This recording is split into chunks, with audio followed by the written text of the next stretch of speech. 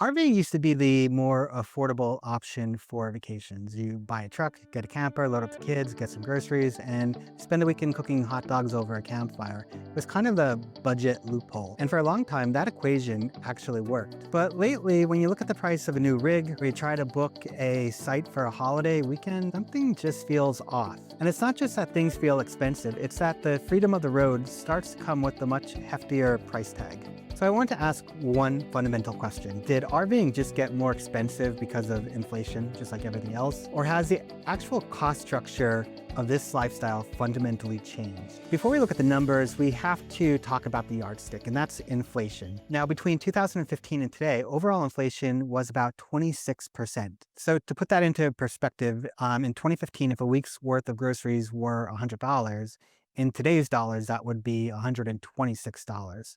So keep that number in your head, 26%. Because once we look at the actual cost of this industry, you're going to start to see that the regular inflation is only half of the equation.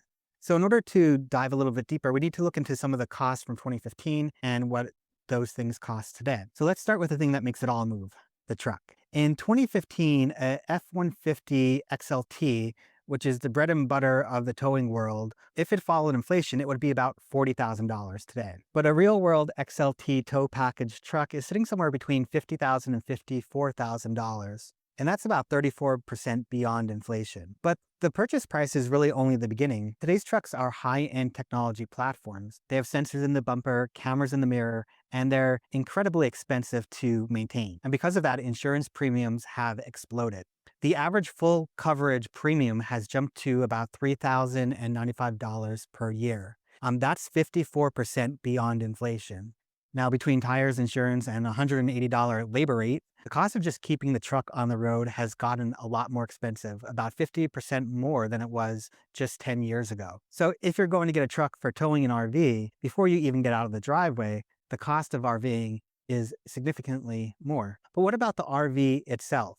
Now, this is where things get interesting. Travel trailers kind of buck the trend, like a Jayco J-Flight 26 bunkhouse model. The prices actually stayed surprisingly close to inflation. In 2015, they were about $25,600 MSRP, and today they're around $32,000. That tracked inflation almost perfectly. I thought they were going to be much higher, but I was wrong. But that's a completely different story when you get into motorhomes. Let's look at a really popular motorhome, Winnebago Mini Winnie. In 2015, a 31K model MSRP'd at about $77,900. Adjusted for inflation, that should be around $98,000 today. Now, if you were to go pick up that same Mini Winnie today, it would come in with a hefty price tag of $164,000, and that's about 67% beyond inflation. The house part of that Mini Winnie hasn't changed a whole lot. Sure, they've upgraded things, they have a lot more electronics and gadgets, but the fundamental construction of it is still pretty much the same. But where is all that extra money going if the RV hasn't fundamentally changed? It's going to the high-tech chassis underneath, and that has turned almost every mainstream motorhome that you buy new into a high-tier investment. So when did all this change? Well, I don't think you need to be an economist to kind of predict what the big event was in the past 10 years that changed everything in our lives, and that's COVID. Now, during COVID, when almost everything was shutting down, the campgrounds were opening up. The number of households that camped prior to COVID was around 4%. After COVID, that jumped to almost 21%. It was a huge change almost overnight. People were lining up the campgrounds to just get out of their house. And as a result, campgrounds realized that the demand was there, so the prices could probably go up. So campground prices start to go up to $90, $100, or even more per night at some campgrounds. But here's the thing, dealership lots are full again, and the frantic bidding wars for campsites has slowed down. But the prices didn't follow the demand back down. It seems like we are living through a permanent pricing reset. Operators discovered a new ceiling, and they aren't exactly rushing to lower the rates just because the lines are shorter. But let's take a look at the cost between public campgrounds and private campgrounds. Back in 2015, if you want to stay at a national park like Yosemite, a site there would cost you about $20 per night. And today it's about $36 per night. Now, that's about 44% up above inflation. Now, some state parks are a little bit less. Some of them even track closer to the inflation numbers themselves. The big story, though, is at private campgrounds. If you were to stay at a KOA back in 2015, you probably would have paid somewhere around $40 per night. And for today's dollars with inflation, that would be somewhere around $50 a night. However, cost of many campgrounds like that are now around $75, $90, and even over $100 per night. That's tracking about 50% to 100% above inflation. And honestly, I think this is where RVing has really changed. Because the campsite used to be the cheap part, it was the more affordable alternative to a hotel. But today, the campground has become expensive. And I think this is one of the big reasons why modern RVing feels fundamentally different today. Because the cheap part of camping, well, it stopped being cheap. So during COVID and a little bit past COVID, a lot of people were saying, well, why don't people just go out and invest more and build more campsites? Well, that's another story in and of itself. And the main reason is because land has become a luxury asset. Campgrounds, unlike an apartment building, require huge amounts of acreage. Land values have exploded. So back in 2015, we'll take central New Jersey, for example. If you want to buy some recreational land for building a campground, it would have cost you about $20,000 an acre. Now, that same acre of land that was $20,000 in 2015 is $65,000 today. That's a 225% increase in the cost of just raw land. And when ground underneath the tires costs that much, property taxes, insurance, and utilities follow suit, and the campground owner doesn't have a whole lot of incentive or maybe even the ability to lower your nightly rate. And it makes building new campsites, depending on where you are, maybe not even a viable option. And I don't really expect this to change a whole lot in the future because land is a limited commodity. There's not going to be more land available.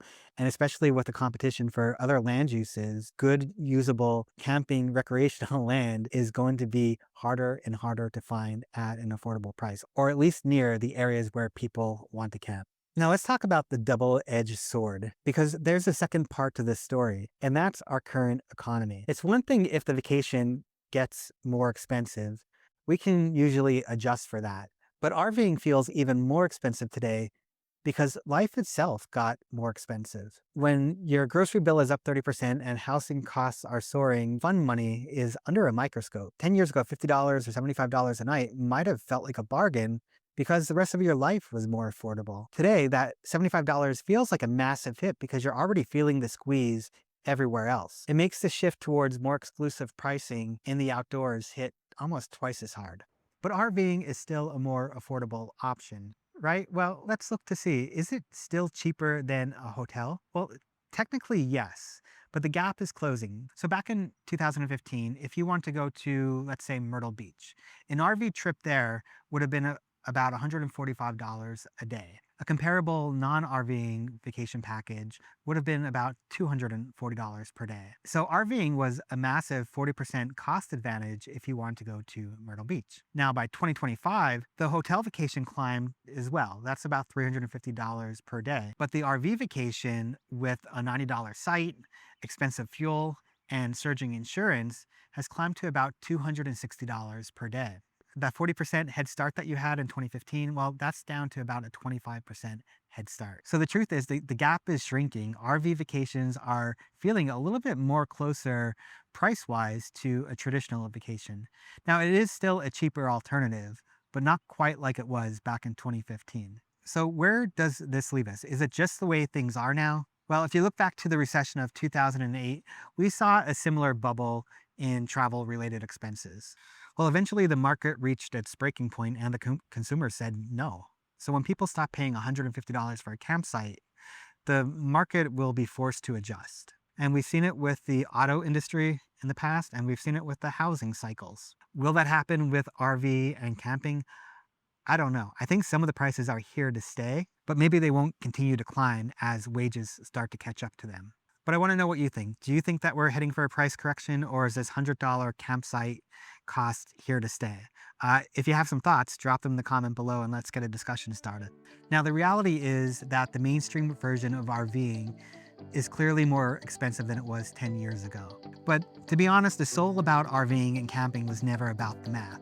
It was about having your morning coffee with a mountain view or next to a stream. And it was about teaching your kids how to build a fire rather than how to operate the remote in a hotel room. The industry has changed and the prices have reset, but the destination is still the same, and that's a really good thing. And to be honest, the numbers might be really hard to ignore, but just realize that the memories are even harder to replace. All right, I'll see you on the road. Catch you next time.